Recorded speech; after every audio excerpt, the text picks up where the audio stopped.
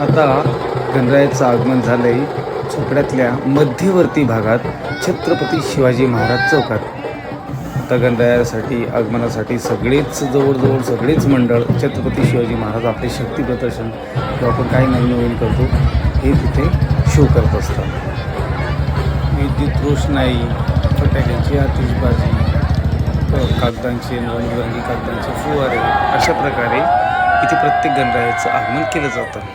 आता चोपड्या तालुक्यातल्या म्हणजे जवळजवळ जळगाव जिल्ह्यातल्या सगळ्यात सुंदर मूर्ती अशी होती लालबागच्या राजा चोपडाची. अतिशय सुंदर मनमोहक अशी मूर्ती, त्यातले त्यात अशी भूतो ना भविष्य.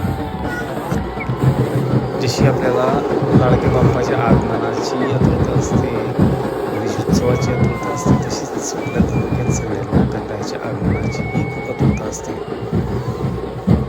शेवटी लाडक्या गणरायाचं स्वरूप बघायला भेटलं. वा वा वा वा, खरोखर लालबागच्या राजाची शान खरंच खूप वेगळी. ही शान कोणाची? लालबागच्या राजाची.